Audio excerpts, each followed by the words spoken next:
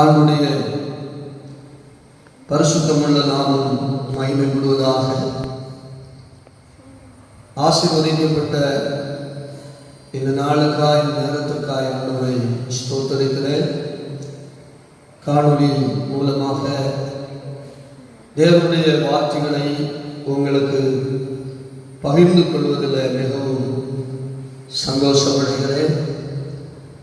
நாம் அறிந்திருக்கிறபடி COVID-19 என்கிற கொடிய வைரஸ் தொற்றினால் முழு உலகமும் உலகத்தின் குடிகளும் பாதிக்கப்பட்டு கொண்டிருக்கும் பொழுது, ஒரு காலத்திலும் இல்லாத நிலையில் சபைகள் மூடப்பட்டு, ஆராதனைகள் முடக்கப்பட்டு, ஜப தவங்கள் அனைத்தும் முடக்கப்பட்டு கிடக்கிற இந்த நாட்களில் இந்த காணொளி மூலமாய் நீங்கள் கேட்கிற தேவனுடைய வார்த்தைகள் உங்களை பலப்படுத்தும், தைரியப்படுத்தும் என்று நம்புகிறேன். இந்த செய்தியை கேட்டு பயனடையும்படி வேண்டிக் கொள்கிறேன். கர்த்தர் உங்களை ஆசீர்வதிப்பாராக. இந்த நாளில் பாவத்தை ஜெயிக்க, பாவத்தை வெல்ல மனுக்குலத்திற்கு ஆண்டவர் ஏற்படுத்தி இருக்கிற ஒரு சில படிகளை அல்லது வழிகளை குறித்து நான் உங்களுக்கு போதிக்க ஆசைப்படுகிறேன். இன்றைக்கு சம்பவித்துக் கொண்டிருக்கக்கூடிய சகல நெருக்கடிகளும், இன்றைக்கு நாம் சந்தித்துக் கொண்டிருக்கிற சகலவிதமான இன்னல்களும், அதாவது மனுக்குலத்தின் மேல் மூண்டு எழுப்புகின்ற கொடிய பாவங்களின் நிமித்தம்தான் இவைகள் சம்பவிக்கிறது என்பதை நாம் அறிந்து கொள்ள வேண்டும். அதாவது இந்த பாவங்களிலிருந்து நாம் விடுதலை பெற்றுக் கொள்ளும் போது, ரட்சிப்பை பெற்றுக் கொள்ளும் போது, பாவத்தின் தோஷத்தை மன்னித்து அதனால் வரக்கூடிய தண்டனைகளிலிருந்தும், அழிவிலிருந்தும், நெருக்கடிகளிலிருந்தும் நம்மை விடுதலையாக்குவதற்கு தேவனாகிய கர்த்தர் மிகவும் வல்லமை உள்ளவராகவே இருக்கிறார். பரிசுத்த வேதாகமத்தில் நாம் வாசிக்கும் பொழுது, எப்பொழுதெல்லாம் மனிதர்கள் தேவனை காயப்படுத்தினார்களோ, தேவனுடைய இருதயத்தை நோக பண்ணினார்களோ, தேவனுக்கு விரோதமாய் எழும்பினார்களோ, அப்பொழுது எல்லாம் நியாய தீர்ப்பை அவர் வருஷிக்க பண்ணினார் என்று வேதத்தில் பார்ப்பதற்கு முடிகிறது. அதுல ஒன்றுதான் நோவாவின் காலத்து ஜலப்பிரளயம், அதை தொடர்ந்து பாபேல் கோவிலும். இப்படி வேதத்தில் பல காரியங்களை நாம் பார்ப்பதற்கு முடிகிறது. இஸ்ரவேலருடைய அடிமைத்தனம், இன்னும் பைபிளில் நீங்க அவன் வாசிக்கும் பொழுது பல காரியங்கள் மனிதர்களின் பாவத்தின் அகோரத்தினால் தான், தேவனை நோக பண்ணினதினால் தான் உலகத்தில் மனுக்குலத்தின் மேல் கடுமையாய் சம்பவித்தது. ஆகவே இவைகளுக்கெல்லாம் நாம் தப்புவதற்கு ஆண்டுடைய பிள்ளைகளாகிய நாம் பாவத்தை வெல்லுவதற்கு, பாவத்தை மேற்கொள்வதற்கு, பாவத்தை ஜெயிப்பதற்கு தேவன் வைத்திருக்கிற அந்த சிறந்த வழிமுறைகளை அறிந்து, அந்த தெய்வீக வழிமுறைப்படியே நாம் செய்து, நாம் வாழ்ந்து, அந்த பாவத்தை ஜெயித்தால் மட்டும்தான் பெரிதான விடுதலையை நாம் பெற்றுக்கொள்வதற்கு முடியும். ஆதாரமாக ரோமர் நிருபம் ரோமர் நிருபம் 7ஆம் அதிகாரம் 22 முதல் 25ஆம் வசனம் வரைக்கும் வாசிக்கும் பொழுது நான் உங்களுக்கு வாசிக்கிறேன். நீங்கள் கவனமாய் கேட்கும்படி அன்பாய் கேட்டுக்கொள்கிறேன். உள்ளான மனுஷனுக்கு ஏற்றபடி தேவனுடைய நியாய பிரமாணத்தின் மேல் பிரியமாயிருக்கிறேன். ஆகிலும் என் மனதின் பிரமாணத்துக்கு விரோதமாக போராடுகிற வேறொரு பிரமாணத்தை என் அவயவங்களில் இருக்க காண்கிறேன். அது என் அவயவங்களில் உண்டாயிருக்கிற பாவ பிரமாணத்திற்கு என்னை சிறையாக்கி கொள்ளுகிறது. நிர்பந்தமான மனுஷன் நான். இந்த மரண சரீரத்தினின்று யார் என்னை விடுதலையாக்குவார்? நம்முடைய கர்த்தராகிய இயேசு கிறிஸ்து மூலமாய் தேவனை ஸ்தோத்திரிக்கிறேன். ஆதலால் நானே என் மனதினாலே தேவனுடைய நியாய பிரமாணத்துக்கும் மாம்சத்தினாலேயோ பாவ பிரமாணத்திற்கும் ஊழியம் செய்கிறேன். இது தேவ மனுஷனுடைய ஒரு பயங்கரமான ஆதங்க வார்த்தை. நிருபங்களின் அடிப்படையில் சுவிசேஷங்களினால் இயேசுவை அறிந்து அப்போஸ்தலர் என்கிற சபைக்குள் பிரவேசித்து ரோமர் நிருபம் என்கிற அந்த நிருபத்தினாலே பலன் அடைய வேண்டும் என்கிற ஒழுக்கத்தின்படி புஸ்தகத்தை ஒன்றிணைக்கப்பட்டிருக்கிற ஒன்றிணைப்பின்படி ரோமர் நிருபம் பலனை கொடுக்கக்கூடியதாக இருக்கிறது. ரோமர் என்றால் பலன் என்று அர்த்தம். தேவ சபைக்குள் வருகிற தேவ பிள்ளைகள் பலனை பெற்றுதான் தேவனை சேவிக்க வேண்டும் என்பதற்கு இந்த புஸ்தக அமைப்பே அடையாளமாயிருக்கிறது. இந்த பலனை பெற்றுக் கொள்ள வேண்டிய ரோமர் நிருபத்தில் தேவனுடைய மனுஷனுடைய பயங்கர ஆதங்கம் என்னன்னா, தேவனுக்கு ஏற்றபடி அவருடைய நியாய பிரமாணத்தின்படி நடக்கிறேன். ஆனாலும் வேறொரு பிரமாணம் எனக்குள் போராடுகிறது. அது பாவ பிரமாணம். அது என்னை அடிமைப்படுத்துகிறது. அப்படியானால் தேவ மனுஷனுடைய முறையிடுதல் என்ன என்றால், இதிலிருந்து என்னை விடுவிப்பவன் யார்? அல்லேலூயா. பிரியமானவர்களே, நம்மை பல நேரங்களிலும் தேவனை பிரியப்படுத்தக் கூடாதபடி, தேவனை சார்ந்து வாழக்கூடாதபடி, தெய்வீகத்தில் சிறந்த மேலான மேன்மை நிறைந்த அந்த வாழ்க்கையை வாழக்கூடாதபடி அவயவங்களில் போராடுகிற பாவத்தின் பிரமாணம் நம்மை அடிமைப்படுத்தத்தான் செய்கிறது.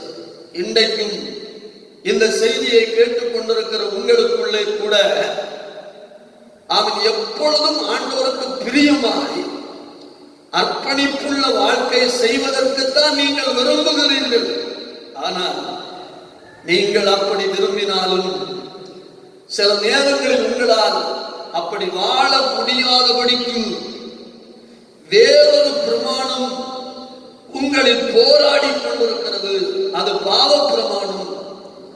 அது உங்களை தேவனிடத்தில் நெருங்கக்கூடாதபடி பிரித்துக் கொண்டிருக்கிறது.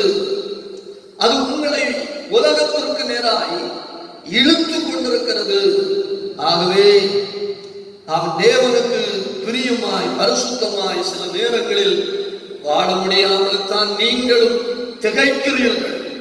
ஆனால் தேவனுடைய பிள்ளைகளே, இதிலிருந்து அவன் அதாவது வெளியே வருவதற்கு, பாவத்தை வெல்லுவதற்கு, இந்த பாவ நியாய தீர்ப்பிலிருந்து தப்புவதற்கு வேதத்தில் என்னென்ன வழிமுறைகள் சொல்லப்பட்டிருக்கிறது என்பதை நீங்கள் தேடி ஆராய்ந்து கண்டுபிடித்து அதை கையாள ஆரம்பித்தால் போதும், உங்களுடைய வாழ்க்கையில் பலவித மாற்றங்களை ஆண்டவர் கொண்டு வர வல்லமை உள்ளவராக இருக்கிறார். Praise the Lord. இதுல பாருங்க, எபேசியர் 6:12-13 வாசிக்கும் பொழுது அவன் இந்த போராட்டம் அதை குறித்து சொல்லப்பட்டிருக்கிறது. மாம்சத்தோடும் இரத்தத்தோடும் மாத்திரம் அல்ல, அவை இதை ஜெயிக்க தீங்கு நாளிலே இதை ஜெயிக்கிறவர்களாய் நிற்கும்படிக்கு தேவனுடைய சர்வாயுத வர்க்கங்களை தரித்துக் கொள்ள வேண்டும் என்று அங்கே சொல்லப்பட்டிருக்கு. இந்த சர்வாயுத வர்க்கங்களை கொரிந்தியர் நிருபத்தில் நாம் வாசிக்கும் பொழுது 2 கொரிந்தியர் 6:7 சொல்லப்பட்டிருக்கிறது. வலது இடது புறத்து அல்லது நீதியின் ஆயுதங்கள் என்று சொல்லப்பட்டிருக்கு. அப்ப தேவனுடைய பிள்ளைகளாகிய நாம் நீதியான காரியங்களை செய்வது நிமித்தம், தேவனுக்கு பிரியமான காரியங்களை செய்வது நிமித்தம், நீதியான காரியங்களை உங்கள் வலது இடது பக்கத்து ஆயுதங்களாக நீங்கள் பயன்படுத்துவதின் நிமித்தம்தான் நாம் இதற்கு தப்புவித்துக் கொள்ள முடியும் என்பதை புரிந்து கொள்ள வேண்டும். அதிலே ஒன்று, நாம் வேத புஸ்தகத்தை ஆராய்ந்து 9 விதமான வழிமுறைகளை கண்டறிந்திருக்கிறேன். அதுல 1-2 காரியங்களை மட்டும் நான் உங்களுக்கு எடுத்து வைப்பதற்கு விரும்புகிறேன்.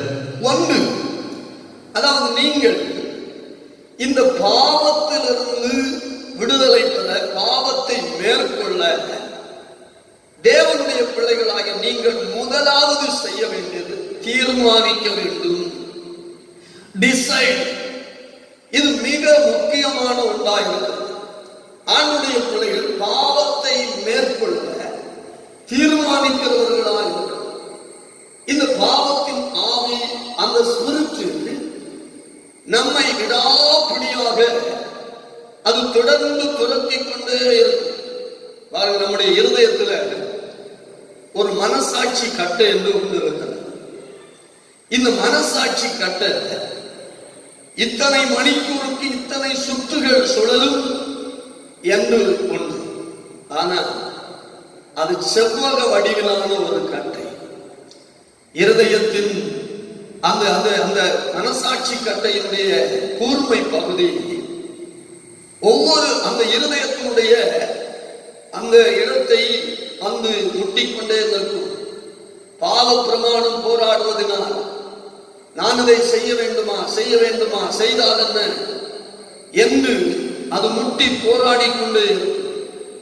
சரி, பரவாயில்லை என்று சொல்லி ஒரு விசை அந்த போராட்டத்தின் நேரத்தில் விட்டுக் கொடுப்போமானால் அந்த செவ்வக கட்டையினுடைய அடுத்த கூர்மை பகுதி சுலபமாய் செல்லும். அப்படி அது சுழன்று மனசாட்சி கட்டையினுடைய கூர்மை பகுதி தேய்ந்து எப்ப வேண்டுமானாலும் பாவத்திற்கு அடிமையாவதற்கு ஏற்ற நிலையில் மனசாட்சியே இல்லாமல் மாறிவிடும். அதுக்கு தான் பாருங்க, அந்த மனசாட்சி கட்டையினுடைய கூர்மை பகுதி காற்றுடைய அந்த பகுதியிலே வந்து முட்டி கொண்டிருக்கும் பொழுது நாம் எடுக்க வேண்டிய தீர்மானம், டிசைடு, அதுல தான் இருக்கிறது விஷயம்.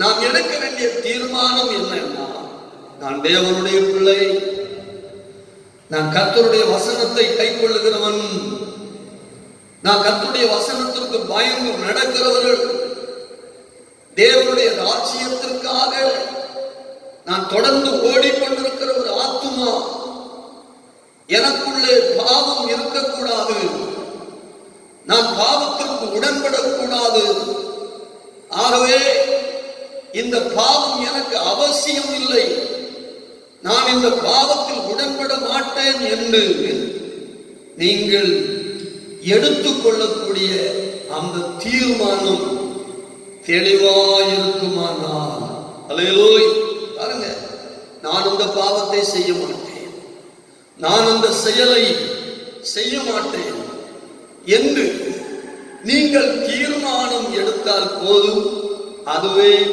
வெற்றிக்கு முதல் படியாய் மாறிவிடும். அல்லேலூயா. பைபிள்ல தீர்மானம் எடுத்த சிலரை குறித்து நாம் பார்க்கும் பொழுது, எனக்கு பிடித்த ஒரு மனிதன் தானியேல், அவன் ஒரு மேன்மையான தீர்மானத்தை எடுத்தான். என்ன தீர்மானம்னா, நான் என்னை தீட்டுப்படுத்த மாட்டேன் என்ற தீர்மானம். இது ஒரு முக்கியமான தீர்மானம். பாவத்தினால், பாவ இடத்தினால், பாவ செயலினால் நான் என்னை தீட்டுப்படுத்த மாட்டேன் என்ற மிகவும் தெளிவான துல்லியமான தீர்மானத்தை அவன் எடுத்தான். தேவன் தானியேலுக்கு உதவி செய்தார். அவர் தீர்மானம் எடுக்காவிட்டால் தேவன் நமக்கு உதவவே முடியாது. அவர் நமக்கு உதவி செய்யலைன்னா நாம் அந்த பாவத்திலிருந்து சரியான விடுதலை பெற்றுக்கொள்ள முடியவே முடியாது. பாருங்க, 1 யோவானுடைய நிருபம் 5:18 நீங்க வாசித்து பார்க்கும்போது, நாம் தீர்மானித்தால் சாத்தான் நம்ம தொடவே முடியாது என்று வேதத்தில் சொல்லப்பட்டிருக்கு. நாம் தீர்மானித்தால், அவர் டிசைடு என்பது, தீர்மானித்தல் என்பது எவ்வளவு மிக முக்கியமானது. இதுல கர்த்தருடைய பிள்ளைகள் தெளிவாக இருக்க வேண்டும். இவ்விதமான தீர்மானம் தானியேலை போல, அல்லது நான் இந்த பாவத்தை செய்ய மாட்டேன், நான் இந்த செயலை செய்ய மாட்டேன் என்று ஆண்டவருக்காக, நம்முடைய தெய்வீக வாழ்க்கைக்காக துணிந்து நீங்கள் எப்பொழுதாகினும் தீர்மானம் எடுத்ததுண்டா? அல்லேலூயா. பாருங்க, தோல்வி அடைந்தாலும் திரும்ப திரும்ப எழுந்து தீர்மானம் எடுத்து பாருங்கள். அந்த தீர்மானத்தில் தோல்வி இல்லை, அந்த தீர்மானத்தில் துவைந்து போகிறது இல்லை, தொலைந்து போகிறதும் இல்லை. அந்த தீர்மானத்தில் நீங்கள் துலக்கப்பட்டு அந்த தீர்மானத்தில் நீங்கள் துலக்கப்பட்டு பரிசுத்த சீரியத்தில் ஒளிரக்கூடியவர்களாய் மாறுவீர்கள். அல்லேலூயா. பாவத்திலிருந்து விடுதலை பெறுவதற்கு முதல் ஸ்டெப், முதல் படி என்னன்னா அவன் தீர்மானிப்பதுதான். அதுல தான் அவன் விடுதலை இருக்கிறது. அல்லேலூயா. பாருங்க, தீர்மானத்தை கடைபிடிக்க முடியல என்று நீங்க நினைக்கவே கூடாது. தோல்வி என்று துவளக்கூடாது. திரும்ப திரும்ப எழுந்து தீர்மானம் எடுத்துக்கொண்டார் தேவன் கூட இருப்பார். அல்லேலூயா.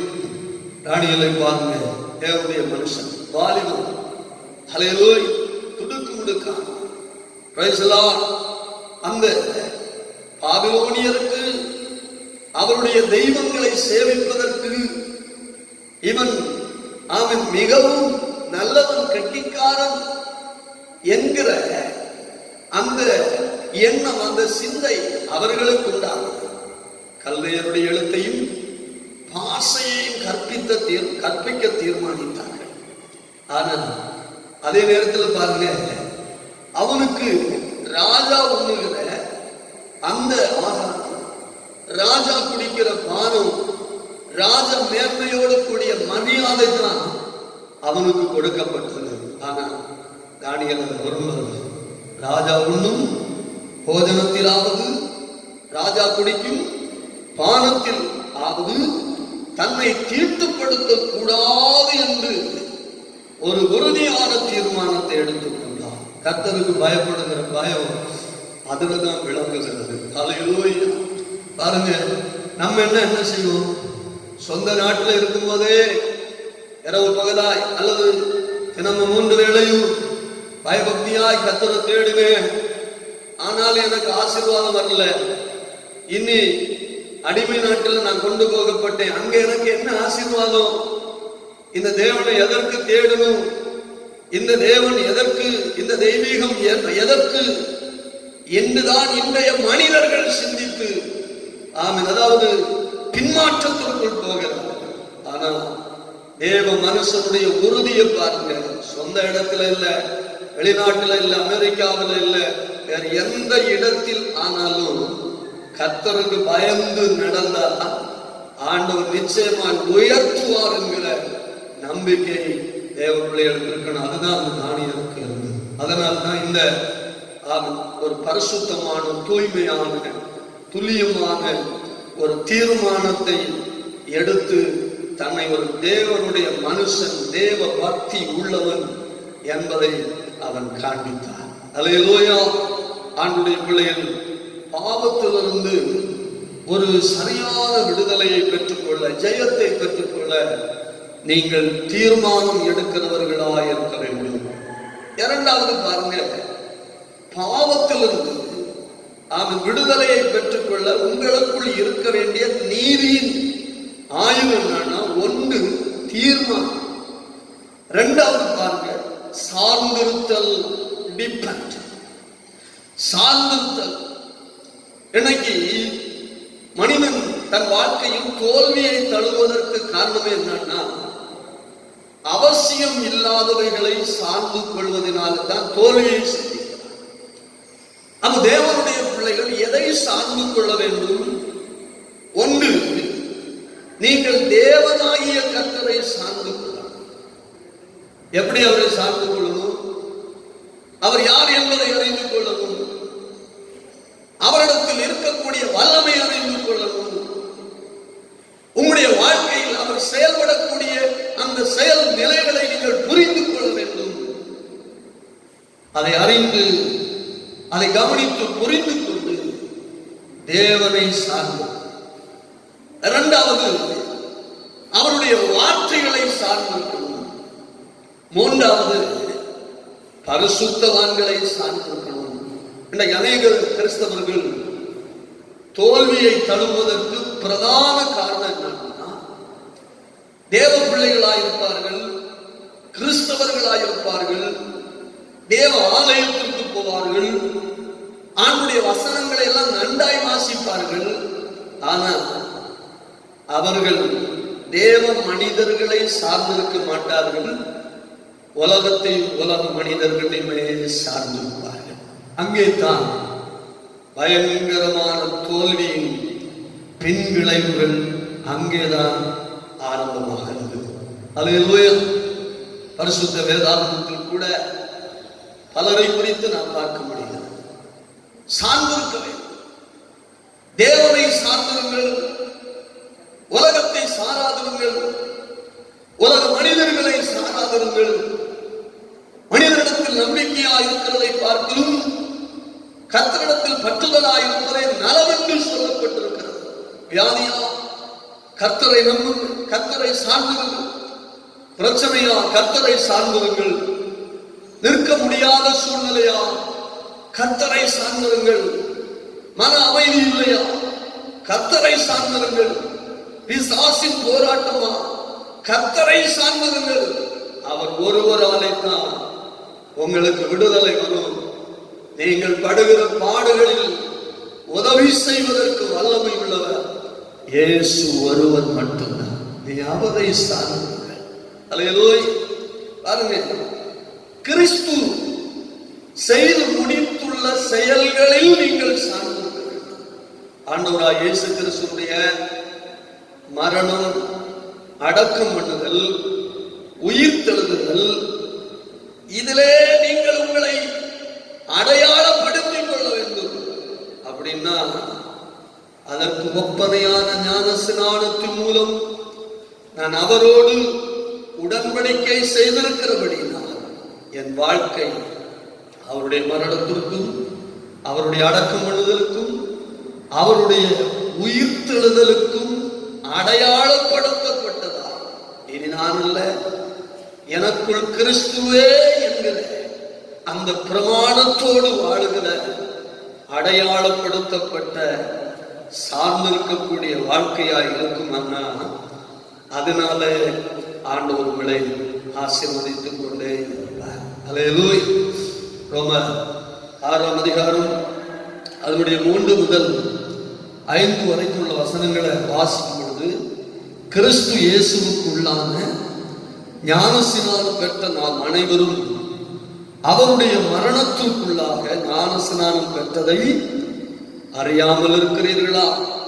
மேலும் பிதாவின் மகிமையினாலே கிறிஸ்து மரித்தோரிலிருந்து எழுப்பப்பட்டது போல நாம் புதிதான ஜீவன் உள்ளவர்களாய் நடந்து கொள்ளும்படிக்கு அவருடைய மரணத்திற்குள்ளாகும் ஞான ஸ்நானத்தினாலே கிறிஸ்துவோடவே கூட அடக்கம் பண்ணப்பட்டோம். ஆதலால் அவருடைய மரணத்தின் சாயலில் நாம் இணைக்கப்பட்டவர்களானால் அவர் உயிர்த்தெழுதலின் சாயலில் இணைக்கப்பட்டிருப்போம் என்று சொல்லப்படுகிறது. அப்ப நாம் எதை அடையாளப்படுத்த வேண்டும்? நான் அவருடைய மரணத்தின் சாயலில் இணைக்கப்பட்டிருக்கிறேன்.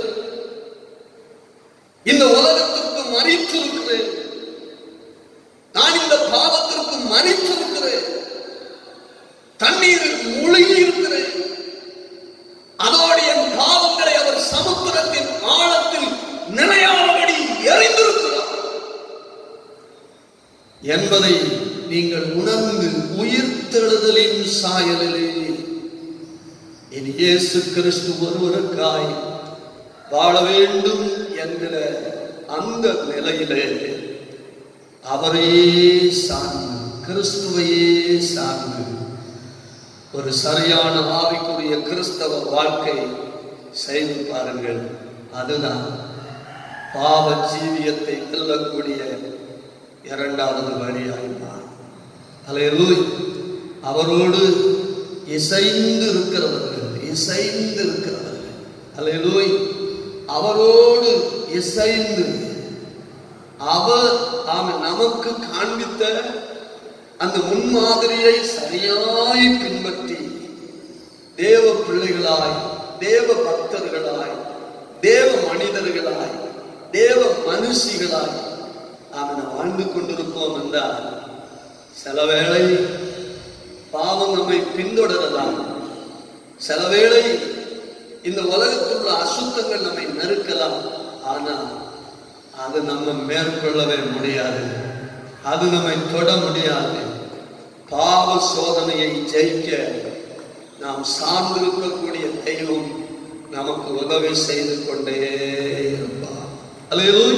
அப்படின்னா மரணத்தை ஜெயித்து உயிர்த்தெழுந்த இயேசு கிறிஸ்துவின் வெற்றி தான் நமது வெற்றியாய் மாறும். இயேசு மரணத்தை ஜெயித்து உயிரோடு எழுந்து அவர் வெற்றி சிறந்தார் என்றார். பாவம் அவர் அடக்கிக் கொள்ளல, மரணம் அவர் அடக்கிக் கொள்ள முடியல. அவர் உலகத்தை, அவர் மரணத்தை, அவர் சாத்தானை ஜெயித்து உயிரோடு எழுந்து வெற்றி சிறந்தார் என்றார். அவரை பின்பற்றுகிற நம்முடைய வெற்றியும் அதே வெற்றியாக இருக்கும். அல்லேலூயா. ஆண்டவராய் இயேசு வரப்போகிறார். எதற்காய் வரப்போகிறார்? இயேசு அவருக்காய் காத்திருக்கிற பரிசுத்தவான்களை சேர்க்க வரப்போகிறார். அவர் கனியை சேர்க்க வரப்போகிறார். நல்ல ஆவிக்குரிய பக்குவமான நிலையில் இருக்கிற அந்த தேவ ஜனத்தை சேர்ப்பதற்கு, ஸ்தோத்திர கற்புள்ள சபையை சேர்ப்பதற்கு, கரையும் திரையும் இல்லாத பரிசுத்த மணவாட்டியாம் சபையை சேர்ப்பதற்கு இயேசு வரப்போகிறார். அவரை சார்ந்தவர்களை சேர்ப்பதற்கு இயேசு வரப்போகிறார். அல்லேலூயா. நமது வெற்றி அன்றைக்கு பிரதிபலிக்கும். அது பயங்கர பிரகாசமாய் இருக்கும். அல்லேலூயா. ஜாதிகள் வெட்கப்படுவதற்கு எதுவாய் அது பயங்கரமாய் இருக்கும். அவரை சார்ந்திருங்கள். அவருடைய வார்த்தைகளை சார்ந்திருங்கள். பரிசுத்தவான்களை சார்ந்திருங்கள். அவருடைய மரணத்திற்கும் அடக்கத்திற்கும் உயிர்த்தெழுதலுக்கும் நீங்கள் அடையாளப்படுத்தி அவரை சார்ந்திருங்கள். கிறிஸ்து ஜெயித்தது உண்மையானால் அவருடைய வெற்றி தான் நம்முடைய வெற்றியாய் சார்ந்திருங்கள். அதுதான் பாவத்திலிருந்து நாம் அடைந்து கொள்ள வேண்டிய வெற்றிக்கு இரண்டாவது படியாகிய நீதியின் ஆயுதமாக இருக்கும். அல்லேலூயா. பாருங்க, நம்மிலே குடியிருக்கிற ஆவியானவருடைய வல்லமையில் சார்ந்திருக்கும். ஆவியானவர் நம்மை நடத்தும். என்ன ஆவிக்குரிய வாழ்க்கை? ஆவியினால் நடத்தப்படணும். உலகத்தில் பாருங்க, மனிதர்கள் கர்த்தரை ஆராதிக்கிறார்கள், ஆவியில் நிரம்புகிறார்கள், அந்நிய பாஷை பேசுகிறார்கள். பாருங்கள், அவருடைய ஜீவியத்தை பாருங்கள். அவர்கள் நிரம்புகிற ஆவிக்கும் அவர்களுக்கும் சம்பந்தமே இருக்காது. அவர்கள் ஜெயிப்பது எப்படி? ஜெயிக்க வாய்ப்பில்லை. பரிசுத்த ஆவியானவரை சார்ந்து, பரிசுத்த ஆவியின் பலனை பெற்று, பரிசுத்த ஆவியானவராலே ஆளுகை செய்யப்பட்டு நடத்தப்பட்டு பாருங்கள், பாவம் தொடவே முடியாது. ஒன்று, இயேசுவின் மரணம், அடக்கம், உயிர்த்தெழுதலுக்கு உங்களை அடையாளப்படுத்தி வாழ்ந்து பாருங்கள், பாவம் தொடவே முடியாது. இரண்டு, உங்களில் குடியிருக்கும் பரிசுத்த ஆவியானவருக்கு ஏற்ற வாழ்க்கையை நீங்க செய்து பாருங்கள், பாவம் உங்களை தொடவே முடியாது. அல்லேலூயா. ரோமர் 8ஆம் அதிகாரம் 10 முதல் 13 வரைக்கும் நீங்கள் வாசிக்கும் பொழுது அங்கே சொல்லப்பட்டிருக்கிறது, மாம்சத்திற்குட்பட்டவர்கள் தேவனுக்கு பிரியமாயிருக்க மாட்டார்கள். தேவனுடைய ஆவி உங்களில் வாசமாயிருந்தால் நீங்கள் மாம்சத்திற்குட்பட்டவர்களாயிராமல் ஆவிக்கு உட்பட்டவர்களாயிருந்தீர்கள். கிறிஸ்துவின் ஆவி இல்லாதவன் அவருடையவன் அல்ல.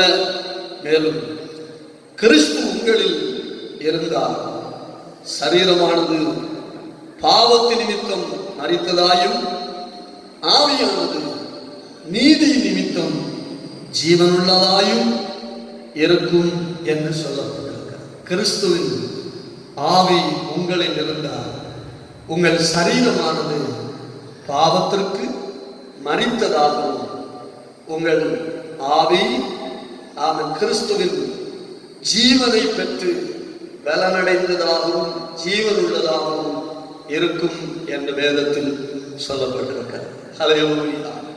ஆவிக்குரிய வாழ்க்கை என்பது எவ்வளவு மேன்மையான வாழ்க்கை என்பதை இந்த வேத பகுதி நமக்கு நன்றாய் தெளிவுபடுத்தி கொண்டிருக்கிறது. உங்களுடைய வாழ்க்கை எப்படி இருக்கணும்?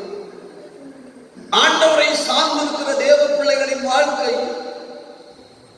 அதாவது நீங்கள் பாவத்திற்கு மரித்த டெட்பாடியாகவும் ஆவிக்கு பிழைத்து ஜீவன் பெற்றிருக்கிறவர்களாகவும் ஆவியில நீங்கள் மாறணும். உங்களுடைய ஆவி ஜீவன் பெற்றதாக இருக்கணும். உங்களுடைய சரீரம் பாவத்திற்கும் உலகத்திற்கும் உலக அசுத்தங்களுக்கும் மரித்ததாக இருக்க வேண்டும். இந்த அநேக கிறிஸ்தவர்களுக்குள்ள உலகம் மேற்கொள்கிறது. உலகம் உயிர் பெற்று எழும்புகிறது. பாரம்பரியம் உயிர் பெற்று எழும்புகிறது. அதனாலே பாவம் அவர்களை அடக்கி ஆளுகை செய்கிறது. உயிர்த்தெழுதலின் சாயலை பிரதிபலிக்க முடியாமல் மாறிவிடுகிறார். Praise the Lord. Hallelujah. ஆவி உயிர் பெற்றதாய் மாற முடியாமல் மகிமை நிறைந்த வாழ்க்கை நஷ்டப்படைந்து கொண்டே இருக்கிறது. பிரியமானவர்களே, பாவத்திலிருந்து விடுதலை பெற்று ஜீவிக்க இரண்டாவது நீதியின் ஆயுதம் என்பது இயேசுவையே சார்ந்திருக்கிறதாய் மாற வேண்டும். சார்ந்திருங்கள், டிபெண்ட், சார்ந்திருங்கள். மூன்றாவது நீதியின் ஆயுதம் என்ன என்றால் அறிக்கையிடுங்கள். டிக்ளேர், அறிக்கை பண்ண வேண்டும். ஒன்று, தீர்மானிக்க வேண்டும். ரெண்டு, சார்ந்திருக்க வேண்டும். மூன்று, அறிக்கையிட வேண்டும். டிக்ளேர். Praise the Lord. பாருங்க, எப்படி அறிக்கையிடணும்? எழுதியிருக்கிறதே வேதத்தில் நீங்க வாசிக்கும் போது பாருங்க, தேவனுடைய வசனங்களை, தேவ கட்டளைகளை, தேவ பிரமாணங்களை ஒவ்வொரு சூழ்நிலையிலும் ஒவ்வொரு காரியங்களுக்கு முன்பாகவும் அறிக்கையிட்டுக் கொண்டு வசனத்தின் அடிப்படையில் தேவனுடைய பிள்ளைகள் அறிக்கையிடணும்.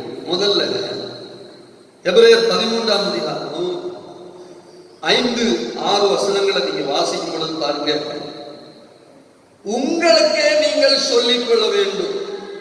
வாசிக்கும் பொழுது எபிரேயர் 13ஆம் அதிகாரம் 5, 6 வசனங்கள் ஒரு வாசிங்க.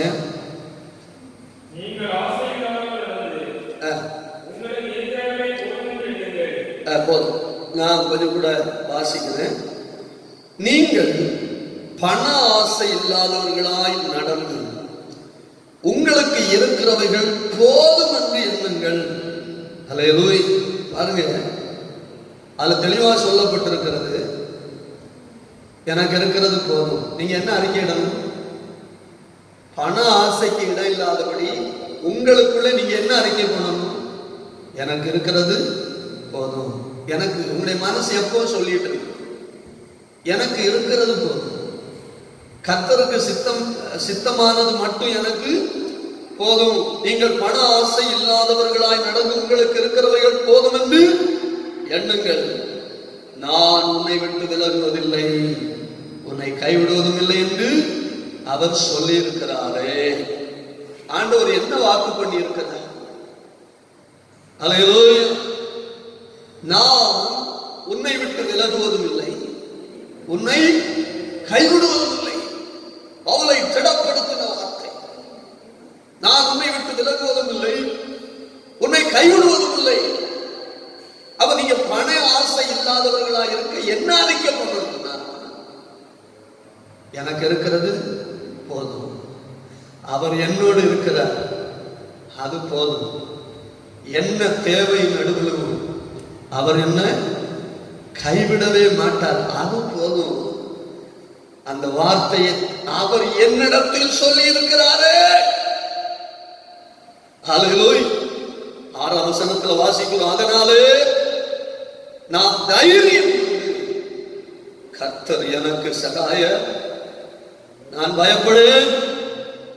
மனுஷன் எனக்கு என்ன செய்வான் என்று சொல்லலாமே, அறிக்கை பண்ணலாமே, விசுவாச வார்த்தையை பயன்படுத்தலாமே.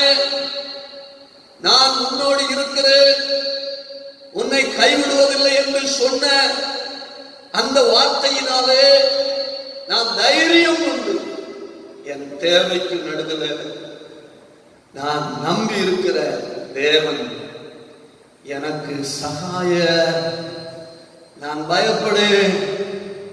மனுஷன் எனக்கு என்ன செய்வான் என்று சொல்லலாமே.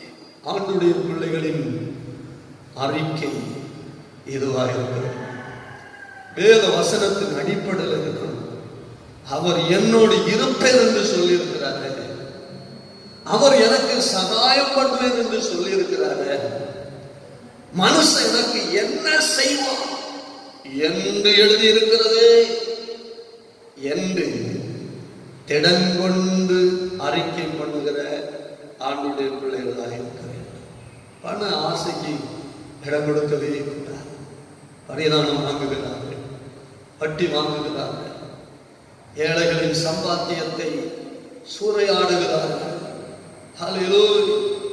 இதெல்லாம் ஆமென். சம்பாத்தியம் பண்ணி வைத்திருக்கிற வீட்டிலிருந்து அழுகிறது, கண்ணீர் விடுகிறது, ஏழைகளின் கூலி சத்தமிடுகிறது.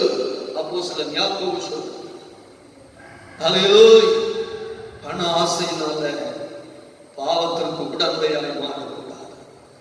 பண ஆசையினால பாவத்தின் அகோரத்திற்கு நீங்கள் உள்ளாகக்கூடாது. இவைகளிலிருந்து தப்புவதற்கு அறிக்கை பண்ணுகிறார்கள். உங்களிடத்திலே நீங்க சொல்லணும்.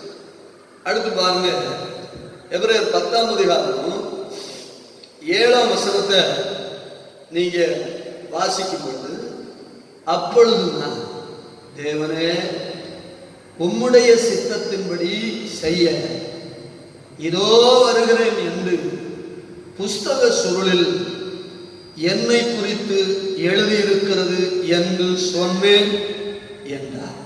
இரண்டாவது பாருங்க, முதல்ல உங்களோட நீங்கள் அறிக்கை, இரண்டாவது பாருங்க தேவனிடம் சொல்லணும், ஆண்டவரே எஜமானனே இதோ ஆண்டவரே, உம்முடைய சித்தம் செய்வதை வாஞ்சியா இருக்கிறதப்பா என்று நீங்க அறிக்கணும். அதில் ஆண்டவரை இவ்விதம் அறிக்கை பண்ணி நெருங்க நெருங்க நெருங்க நெருங்க அவர் உங்களுக்கு யாராயிருப்பார்? அவர் சகாயராயிருப்பார். அல்லேலூயா. ஆனா மத்தேயு 4ஆம் அதிகாரம் 4ஆம் வசனத்துல பிசாசிடம் நீங்க சொல்லணும். என்ன சொல்லணும்னா, மத்தேயு 4ஆம் அதிகாரம் 4ஆம் வசனத்துல பாருங்க, அவர் பிரதித்திரமாக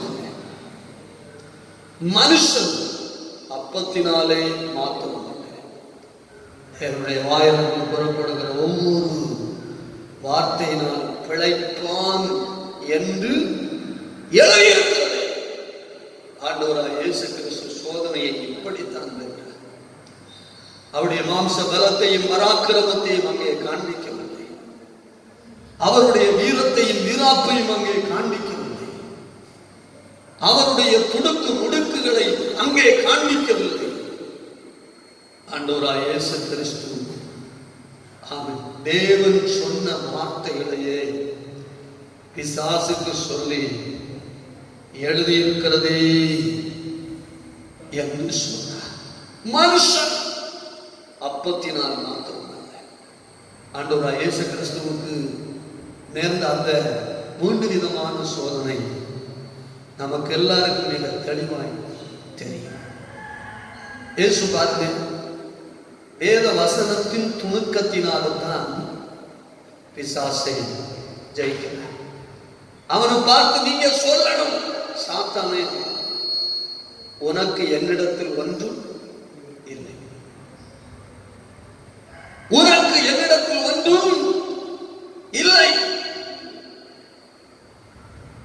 அது வெட்ட வெளிச்சமாய் இருக்க வேண்டும் உன்னுடைய வாழ்க்கை. சாத்தானே உனக்கு என்னிடத்தில் ஒன்றுமே இல்லை. சாத்தானிடம் சொல்லணும். உங்களோட நீங்க சொல்ல, தேவனிடத்தில் சொல்ல, அறிக்கை டிக்ளேர். ஹல்லேலூயா. இன்னும் அநேக காரியங்கள் தேவனுடைய பிள்ளைகளே, நம்முடைய ஆண்டவர் ஜெயம் பெற்ற எஜமானன். அவரை சார்ந்து வாழுகிற நாமும் ஜெயமுள்ள வாழ்க்கை வாழ்வதே அவர் விரும்புகிறார். ஜெயமுள்ள வாழ்க்கை. நீ ஏன் தினமும் தோல்வி அடைகிறாய்? உன்னுடைய முயற்சி ஏன் தினமும் தோல்வியாய் மாறுகிறது? நீ மார்பில் அடித்து வருத்தப்படுகிறாய். எல்லாம் தோல்வி, எல்லாம் தோல்வி. என்னுடைய முயற்சி அனைத்தும் வீணாய் போகிறது, பலனில்லை என்று சொல்ல ஆண்டுடைய சமூகத்தில் உன்னை ஒப்புக்கொள். கண்ணீர் விடு. உன் கண்களிலிருந்து ஒரு துள்ளி கண்ணீர் விழுமானால் நம்முடைய ஆண்டவர் எழும்பி நிற்பார். கண்ணீரை அவ்வளவு கனப்படுகிறார். தோல்வியோடு இருக்கிற தேவனுடைய பிள்ளை, பாவத்திலிருந்து விடுதலை பெற முடியாமல் துவண்டு கொண்டிருக்கிற தேவனுடைய பிள்ளை, நீதியின் ஆயுதங்களை பயன்படுத்தி வெற்றி பெறுவதற்கு முடியாமல் சத்துருவின் கோர பிடியில் அகப்பட்டிருக்கிற, ஆவிக்குரிய வாழ்க்கையை சின்ன பின்னமாய் உடைத்துக் கொண்டிருக்கிற சகோதரனை, உனக்கு முன்பாக இயேசு வெளிப்பட்டிருக்கிறார். உன்னை ரட்சிப்பதற்கு, உன் பாவங்களை மன்னிப்பதற்கு, பரிசுத்த பிள்ளையாய் மாற்றுவதற்கு சிலுவையில் காயங்களை அடைந்து தலையை சொந்த தோளில் சாய்த்து உன் பாவத்தை சுமந்து ஜீவனை விட்ட இயேசு ஏதோ உனக்கு முன்பாய் வெளிப்பட்டு கொண்டிருக்கிறார். அகோர காட்சியாய் அவர் உனக்கு முன்பாய் நிற்கிறார். மகனே, ஏன் இன்னும் பாவத்தில் வாழ்ந்து கொண்டிருக்கிறாய்? பாவத்திலிருந்து விடுதலை பெறுவதற்கு சிலுவையில் பலவிதமான சிலுவையின் வழியை திறந்து பலவிதமான நீதியின் ஆயுதங்களை நான் உனக்கு கொடுத்த பின்னும் ஏன் விடுதலை பெற முடியாமல் தவிக்கிறாய்?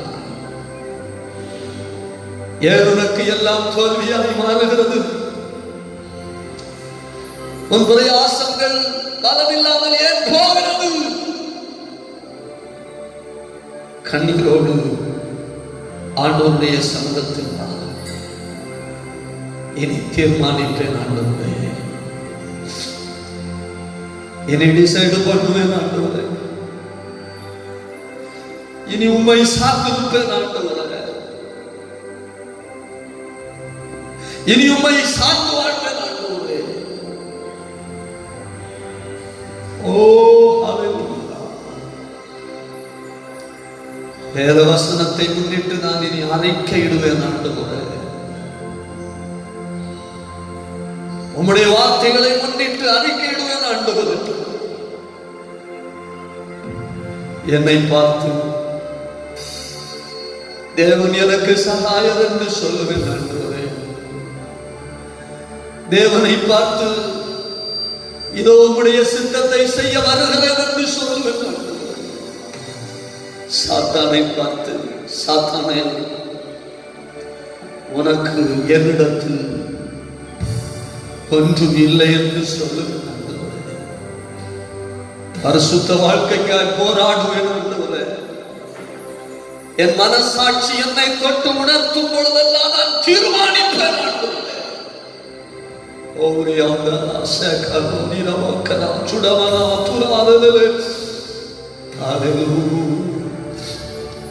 கருவை தாரும். பாவத்திலிருந்து, பாவத்தின் பயங்கரங்களிலிருந்து, பாவத்தினால் ஏற்படுகிற நியாய தீர்ப்புகளிலிருந்து நான் என் குடும்பமும் என் தலைமுறைகளும் மீண்டு ஜெயமுள்ள வாழ்க்கை செய்ய விரும்புகிறேன். உதவி செய்ய மாட்டேன் என்று சொன்ன உன்னை பார்த்து அங்கலாய்ப்போடு ஏக்கத்தோடு நிற்கிறேன். ஆண்டுடைய கரங்களில் ஹல்லேலூயா, ஹல்லேலூயா, ஹல்லேலூயா, ஹல்லேலூயா. சோதரா சோதரா சோதரா சோதரா, இயேசுவே முந்தன் மாசில்லாத ரத்தம் எந்தனுக்காக சிந்தி நீரே, கோர பாடுகள் யாவும் சகித்தி அத்தனையும் எனக்காகவே, கோர பாடும் யாவும் சகித்தி அத்தனையும் எனக்காகவே, மாபாவியா என்னை நினைக்க மன்னார நான் எம்மாத்திரமையா, மாபாவியா என்னை நினைக்க மன்னார நான் எம்மாத்திரமையா, தேவதூதரின் மகிபனா என்னை மாற்றின அன்பை துதிப்பேன். தேவ தூதரில் மகிபன்னா என்னை மாற்றின அன்பை துதிப்பேன். ஹல்லேலூயா. எங்கள் பாவங்கள் பார சுமைத்தோம் தாங்க முடியாத மாபாரமே மன்னிக்கும் தயவருத்த தேவா, மன்னித்து ஆண்டவரே எங்களை ஏற்றுக்கொண்டீரே. இன்னும் நான் பாவியா, பாவத்திற்கு பின்னால் ஓடுகிற ஒரு ஆத்மா இருப்பது உம்மை மறுபடியும் மறுபடியும் எவ்வளவோ எவ்வளவோ நோகடிக்கக்கூடியதா இருக்கிறது ஆண்டவரே என்பதை உணர்ந்து என்னை முழுமையாய் அர்ப்பணித்துக் கொள்கிறேன், சரண்டர் பண்ணுகிறேன் என்று ஒப்புக் கொடுக்கிற தேவ பிள்ளைகளை இப்பொழுதே ஆண்டவர் தொடுகிறார். இப்பொழுதே உங்களை தூக்கி எடுக்கிறார். தலை குனிந்த ஸ்தானங்களின் தலையை இப்பொழுது அவர் நிமிரப்படுகிறார். தோல்வி தோல்வி தோல்வி என்று நீ சொல்லுகிற வார்த்தைக்கு இன்றைக்கு மற்றும் ஆண்டவருக்கு உங்களை அர்ப்பணித்துக் கொள்ளுங்கள். ஜெபம் செய்யுங்கள். அன்பின் பரலோக பிதாவே, கோடி ஸ்தோத்திரங்கள் அப்பா. நீர் எங்கள் மேல் வைத்திருக்கிற கிருபை எவ்வளவு பெரியதா இருக்கிறதா. எங்கள் பாவங்களே எல்லாம் சமுத்திரத்தின் ஆழத்தில் எரிந்து விட்டீர் என்று வேதம் சொல்ல. ஆண்டவரே, அநேக பாவத்திலிருந்து விடுதலை பெற முடியாத வாழ்க்கை நிமித்தமாக நியாயத்திற்கு அனுபவித்துக் கொண்டிருக்கிறார்கள். ஆண்டவரே, உம்மை சார்ந்து உம்மை நெருங்கி அறிக்கை பண்ணி ஆண்டவரே வாழ்வதற்கு ஒரு பாக்கியத்தை எங்களுக்கு தந்திருக்கிறேன். இந்த பாக்கியத்தை எல்லாரும் பெற்றுக் கொள்வதற்கு ஆண்டவர் உதவி செய்யும். நீதியின் ஆயுதங்களை பயன்படுத்த கருவைத்தார். தீர்மானிக்க, சார்ந்திருக்க, அறிக்கை பண்ண ஆண்டவர் உதவி செய்யும். ஆண்டுடைய பிள்ளைகள் கேட்ட இந்த கர்த்தருடைய வார்த்தை மூலமாக தங்களுக்குள்ளே நீதியின் ஆயுதத்தை வலது இடதுபுறத்தில் ஆயுதங்களாக பயன்படுத்தி பாவத்தை வென்று, பாவத்தின் அகபரத்தை வென்று, அதனால் வருகிற நியாய தீர்ப்பை வென்று ஜெயம் பெறுவதற்கு ஆண்டவர் கிருபை நீர் சீக்கிரமாய் வரப்போகிறே. உடைய நாளுக்கென்று பாவத்திலிருந்தே விடுதலை ஆகி பரிசுத்தமாக்கப்பட்டு கரைதலை இல்லாதவர்களாய் ஆயத்தப்படுத்தப்பட்டவர்களாய் காத்திருக்க ஆண்டவர் ஒரு விஷயம் இந்த காணொளியின் மூலமாய் ஆராதனையில் இணைந்து அவனுடைய வார்த்தைகளை கவனித்துக் கொண்டிருக்கிற ஆண்டவரை கேட்டுக் கொண்டிருக்கிற உங்களுடைய வாழ்க்கை ஒரு பெரிய மாற்றம் உண்டாவதாக என்று சொல்லுகிறேன். விசேஷமாய் ஆண்டவரே, உலகம் முழுவதும் பரவி கொண்டிருக்கிற கொரோனா என்கிற வைரஸ் தொற்று ஆண்டவரே ஒவ்வொரு நாளும் பல ஆயிரம் ஜனங்களை கொண்டு குவித்துக் கொண்டிருக்கிறது, சூறையாடி கொண்டிருக்கிறது. தேவனுடைய சித்தத்தின்படி இந்த வாதையை கர்த்தர் நிறுத்தி கொண்டிருக்கிறார். ஆண்டவரை தேடும் தேவ பிள்ளைகள் பாதிக்கப்படக்கூடாதபடி அவர்களை அடையாளப்படுத்தி தேசம் உணரும்படி, ஜனங்கள் உணரும்படி, தலைவர்கள் உணரும்படி, இயேசுவை நோக்கி அபயமிடும்படி, கூப்பிட்டு காப்பும்படி, இயேசுவை கூப்பிட்டு பிழைக்கும்படி இரக்கம் செய்யும். தேசத்தில் சேமத்தை தாரும். கர்த்தருடைய வல்லமையான கரம் வெளிப்பட போகிறதற்காக ஸ்தோத்திரம். எல்லா கர்மத்தையும் மகிமையை ஆண்டவருக்கு செலுத்தும். இயேசுவின் நாமத்தில் கேட்கிறோம் ஜெபங்களும் பரிசுத்தம் நிறைந்த நல்ல பிதாவே. என் ஆத்துமாவே கர்த்தரை ஸ்தோத்திரி. என் முழு உள்ளமையோட பரிசுத்த நாமத்தை ஸ்தோத்திரி. என் ஆத்துமாவே கர்த்தரை ஸ்தோத்திரி. அவர் செய்த சகல உபகாரங்களை மறவாதே. நம்முடைய பிதாவாகிய தேவனுடைய அன்பும் கர்த்தரும் ரட்சகருமான இயேசு கிறிஸ்துவின் கிருபை பரிசுத்தாவிடைய ஐக்கியமும் ஸ்நேகமும் பாதுகாவலும் வழிநடத்தும் இன்னும் சதா காலங்களில் உலகத்துள்ள சகல பரிசுத்தவான்களோடும் காணொலியின் மூலமாய் தேவ செய்தியை கேட்ட கர்த்தருடைய பிள்ளைகளோடும் உடைய சபையை சார்ந்த விசுவாச மக்களோடும் தேசத்தோடும் தேசத்தினரோடும் இயேசு கிறிஸ்துவின் அவர்களிலும் ஆமந்தும் ஆமென் என்றும் உள்ள நிலைக்கும் உள்ள சதா காலங்களில் தலைவருமாய் தங்கியிருப்பதாக ஆண்டோடு நாம் மகிமைப்படுத்துவோம். ஹல்லேலூயா, ஹல்லேலூயா, ஹல்லேலூயா. God bless you.